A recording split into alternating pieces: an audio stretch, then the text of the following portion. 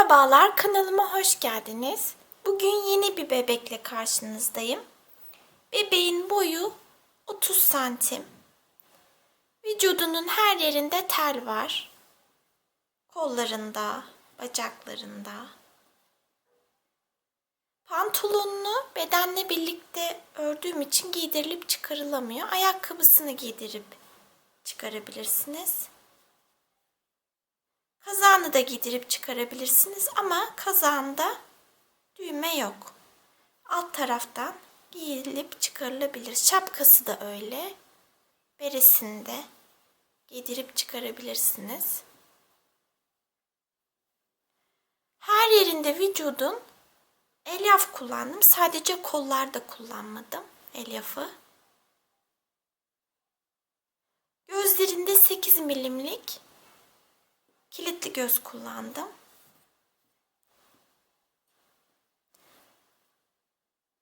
Şöyle tekrar yakından göstereyim ayakkabılarını.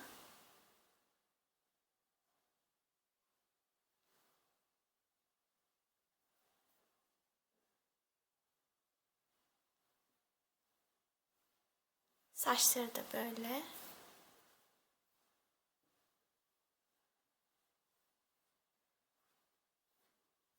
İp olarak pamuklu ipler kullandım. Kullandığım tüm malzemeleri videoların açıklama kısmında belirtiyorum. Profilimde Instagram linkim bulunuyor. Bana oradan ördüğünüz oyuncakları paylaşırsanız görünce çok mutlu olurum. Bebeğimi beğendiyseniz de beğeni ve yorumlarınızı eksik etmeyin lütfen. Şimdi kol ve bacakları öreceğiz bu videoda. Dilerseniz örgümüze geçelim. Keyifli örgüler.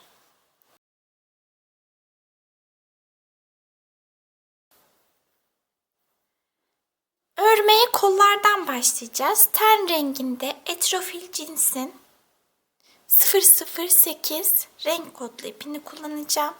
Tığımda 2 numara.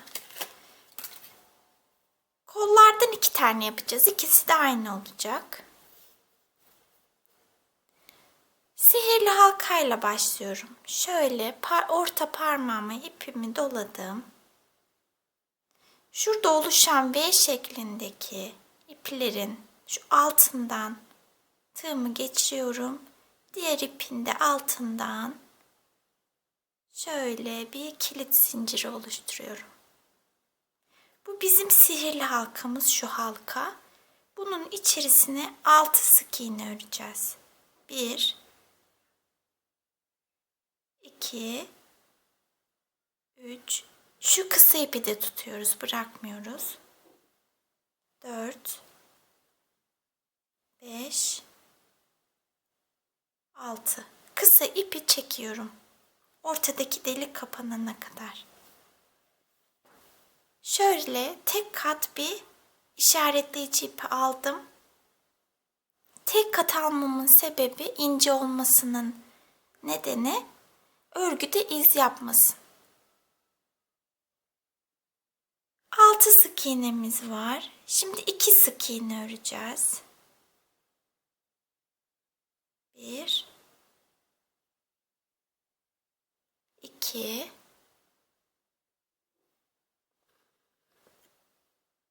Bir arttırma yapacağız. Yani aynı ilmeğin içerisine çift batıyorum 2 kere. Bir kere battım. Aynı ilmeğe bir kere daha battım. Şöyle. 2 sık iğne, bir arttırma yaptım. Bir kere daha 2 sık iğne, bir arttırma yapacağım. 1 2 Bir arttırma yaptım. Sayımız 8 oldu. İşaretleyiciye kadar ördük. İşaretleyicinin olduğu ilmeği örmedik. 8 sık iğnemiz var. Şimdi bu işaretleyicinin olduğu ilmek bizim ilk sayımız. 1 2 3 Bu 8 sık iğneye 4 sıra örelim. 8 sık iğneyi 4 sıra ördüm. Kollarda elyaf kullanmayacağım. tel yerleştireceğim. Teli de şimdi değil. Kolları gövdeye birleştirdikten sonra teli yerleştireceğim. Şimdi örmeye devam edeceğiz. Bu işaretleyici ipimi ördükçe öne arkaya oynatıyorum. Şimdi öne alıyorum. Arkadaydı. Azaltma yapacağım. Azaltmayı nasıl yapıyoruz? İlmeklerimizde şöyle şu ilmeklerimizde bir ön ilmek bir de arka ilmek var. 2 tane. Ön ilmeklere filo diyoruz. Arka ilmeklere bilo diyoruz. Eksiltmelerimizi, azaltmalarımızı yaparken şöyle ön ilmeklerden alarak yapacağız. Azaltmamı yaptım. 2 olan ilmeğim önden, 2 ilmeği önden alıp ikisini birden ördüğümde eksilmiş oldu. Bir tane azaldı. Bir azaltma yaptım. 2 sık iğne öreceğim. 1 2 yine bir azaltma yapıyorum.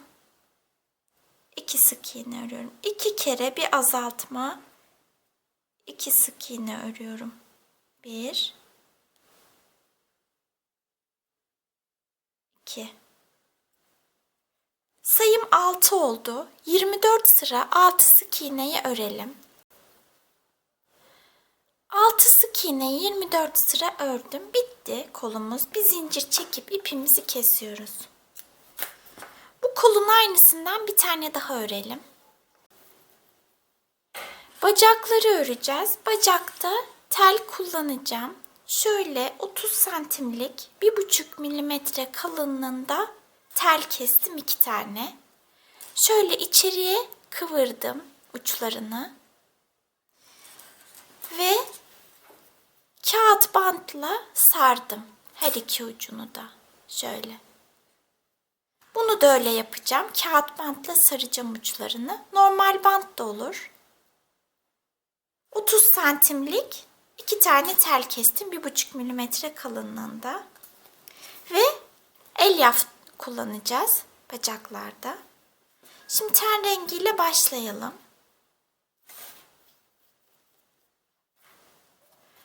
4 zincir çekeceğim. 1 2 3 4 İlk zincire değil, ikinci zincire batıyorum. Sık iğne örüyorum. 1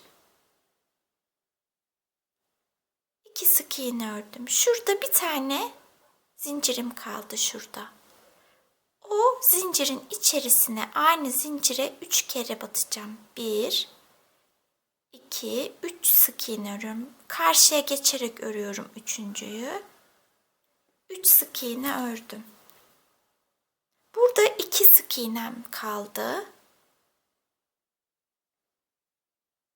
Bir sık iğne örüyorum. Sonuncuya arttırma yapıyorum. Sonuncuya arttırma yaptım. Sayım 8 oldu. İşaretleyici ipimi aldım. 8 sık iğneyi örüyorum.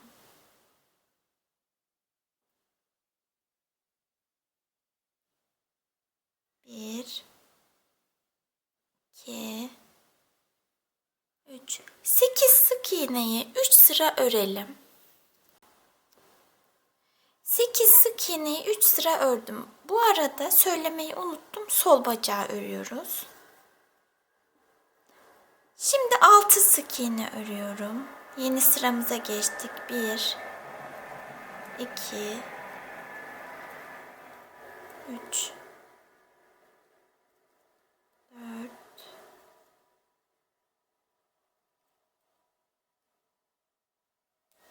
5 6 sık iğne ördüm. Burada 2 ilmeğim kaldı. İlk ilmeğe batıp 3 sık iğneyi aynı ilmeğe örüyorum. 2 3 aynı ilmeğe 3 sık iğne ördüm. Bir ilmeğim kaldı. Ona da bir tane sık iğne ördüm. Sayım 10 oldu. İşaretleyicimizi Şimdi nerede işaretleyicimiz? Arkada, öne alalım. 2 sık iğne örelim. 1 2. Bir azaltma yapıyorum.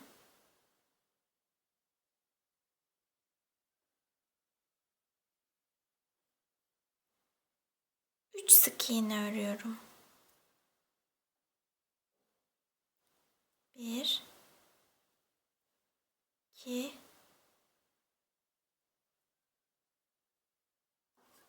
3.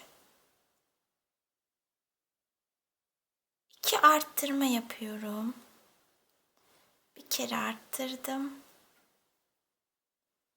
İkinci arttırmamı da yaptım. Bir sık iğnem kaldı şurada. Sık iğneyi örüyorum, bir sık iğneyi. Sayım 11 oldu. Bir sık iğne örüyorum. Bir azaltma yapıyorum. 3 sık iğne öreceğim. 1 1 2 3 3 tane peş peşe arttırma yapacağım. 3 kere. Bir kere arttırma yaptım.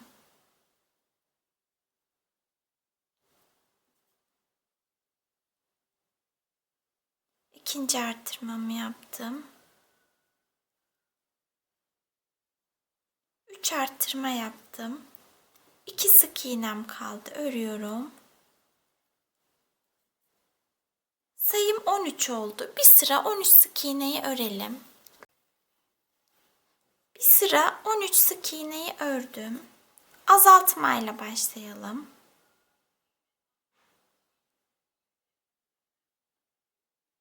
Bir azaltma yaptım. 3 sık iğne öreceğim.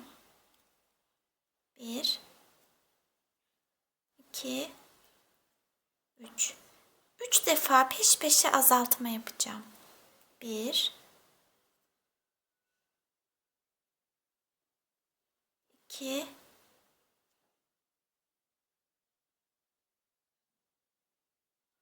3 2 ilmeğim kaldı. Onları öreceğim. 2 sık iğne. 1 2 Sayım 9 oldu. Şimdi teli yerleştirelim ayağa.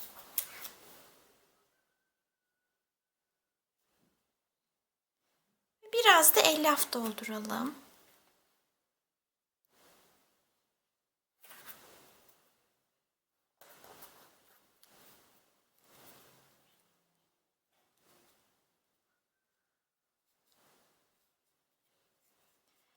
Elyafı dolduralım minik minik.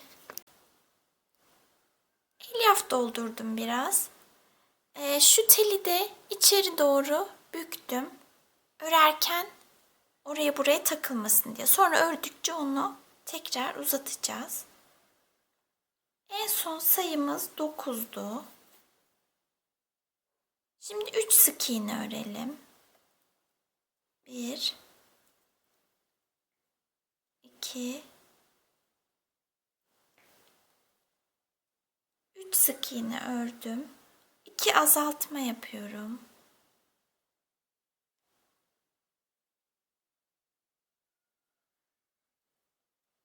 1 2 azalttım. Kalan 2 sık iğnemi örüyorum. 1 2 Sayım 7 oldu. 2 sıra 7 sık iğneyi örelim. 2 sıra 7 sık iğneyi ördüm. 6 sık iğne öreceğim. 1 2 3 4 5 6 Bir arttırma yapıyorum.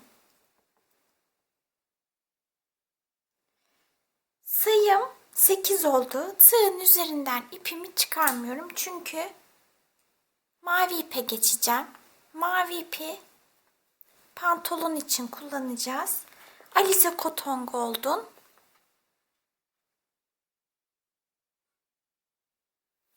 40 numaralı. Renk kodu 40 numara. Mavi ip kullanacağız. Şöyle mavi ipimi geçiriyorum. Tığın üzerindeki 2 ipten. 8 sık iğnem var. Bu sırada 8 sık iğneyi billow'dan öreceğim. Arka kanatlardan. Şöyle arkadaki ilmeklerden 1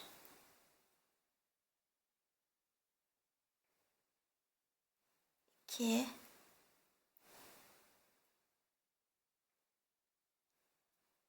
3 4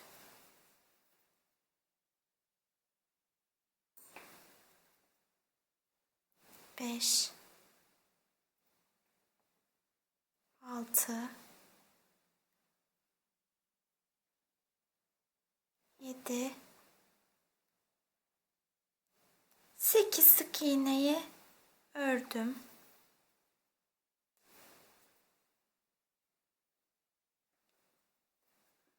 Yeni sırama geçiyorum. 7 sık iğne örüyorum. 1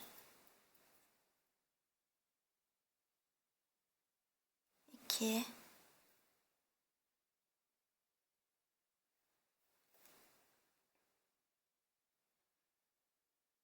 3 4 5 6 7 kalan son ilmeğimi arttırma yapıyorum.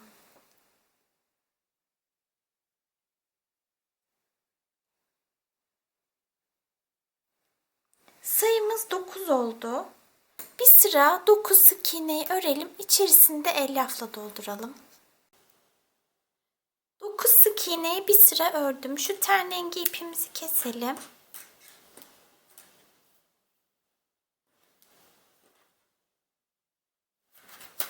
Elyaf da doldurdum biraz.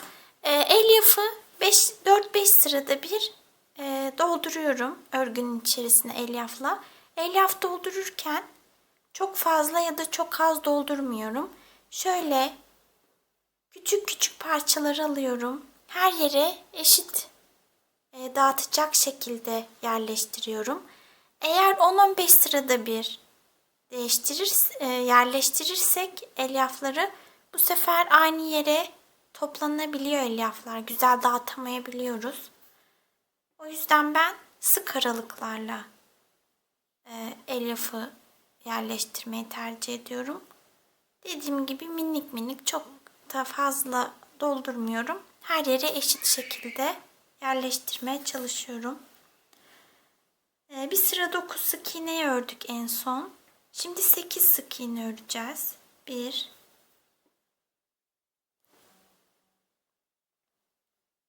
2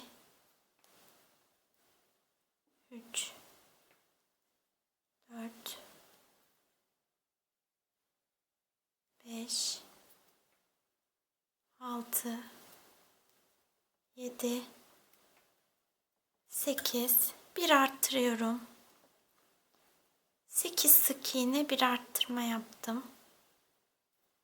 Sayım 10 oldu. Bir sıra 10 sık iğneyi örelim.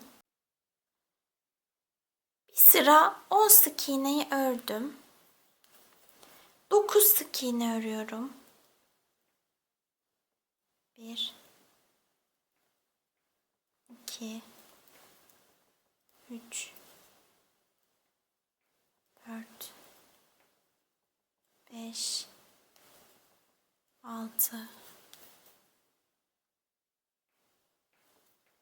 7 8 9 son kalan ilmeğe bir tane ilmek kaldı şurada. Ona arttırma yapacağım. Sayım 11 oluyor. Bir sıra 11 sık iğneyi örelim, içerisine dolduralım. Bir sıra 11 sık iğneyi ördüm. 10 sık iğne örüyorum. 1 2 3 4 5 6 7 8 9 10. Kalan son ilmeğe arttırma yapıyorum. Sayımız 12 oldu. Bir sıra 12 sık iğneyi örelim. Bir sıra 12 sık iğneyi ördüm. 11 sık iğne örüyorum. 1 2 3 4 5 6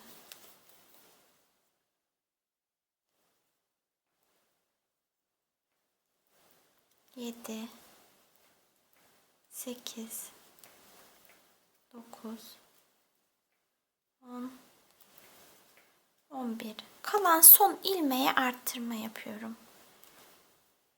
Sayım 13 oldu. Bir sıra 13 sık iğneyi örelim. Bir sıra 13 sık iğneyi ördüm. 11 sık iğne örüyorum. 1 2 3 4 5 6 7 8 9 10 11. Bir azaltma yapıyorum.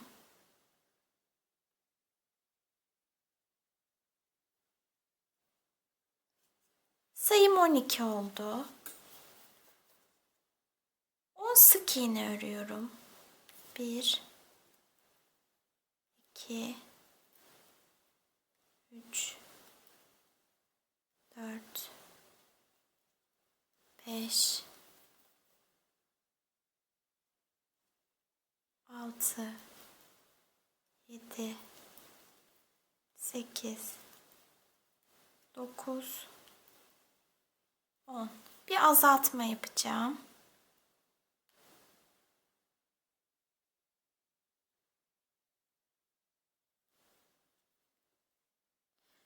Sayım 11 oldu.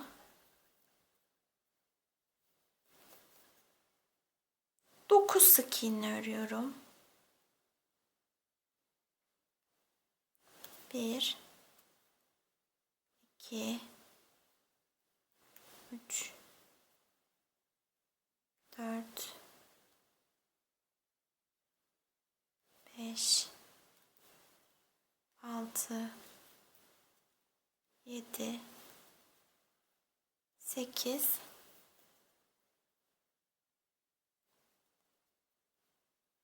9. Bir azaltma yapıyorum.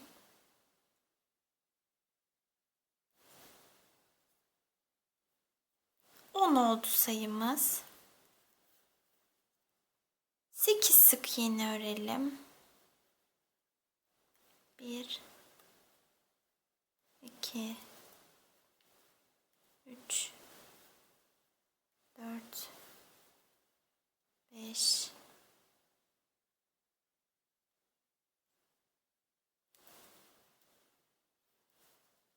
6 7 8. Bir azaltma yapıyorum.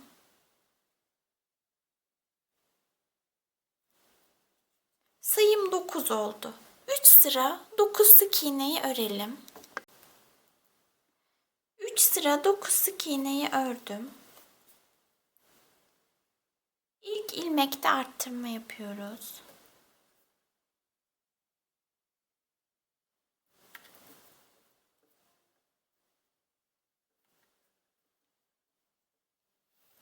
Kalan 8 sık iğneyi örüyorum. 1 2 3 4 5 6 7 8. Sayımız 10 oldu. Bu sırayı örüyoruz düz bir şekilde. 1 2 3 4 5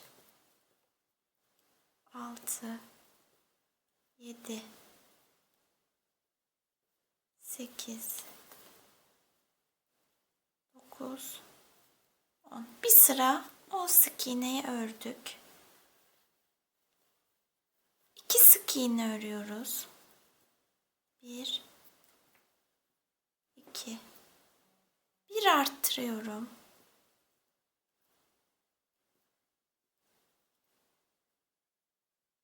4 sık iğne örüyorum. 1 2 3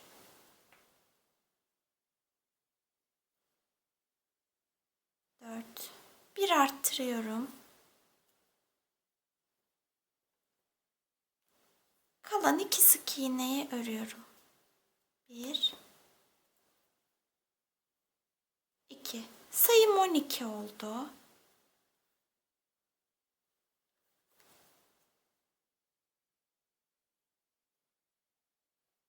Bir arttırma yapıyorum. Kalan 11 sık iğneyi örüyorum. 1 2 3 4 5 6 7 8 9 10 11 13 oldu sayımız. 3 sık iğne örüyorum. 1 2 3 bir arttırma yapıyorum. 5 sık iğne örüyorum. 1 2 3 4 5 bir arttırma yapıyorum. Kalan 3 sık iğneyi örüyorum. 1 2 3 sayım 15 oldu. 7 sıra 15 sık iğneyi örelim. 15 sık iğneyi 7 sıra ördüm. Şöyle bacağımız. Şimdi son sırayı öreceğiz. Son sırada 2 sık iğne öreceğim. Sonra da ipimi keseceğim. 1 2 sık iğne ördüm. Bir zincir çekip ipimi kesiyorum. Sol bacağımız bitti. Bu şekilde. Sağ bacağı da sol bacakta ördüğümüz gibi son sıraya kadar öreceğiz. Son sırada sayı farklılığı, ilmek sayısı farklı olacak. Şimdi sağ bacağımıza başlayalım. Sol bacakta uyguladığımız tüm aşamaları son sıraya kadar yapalım. Sağ bacağı da sol bacakta ördüğüm gibi ördüm. Son sıradayım. Yani en son 7 sıra 15 sık iğne ördüm. Son sırada 11 sık iğne öreceğim.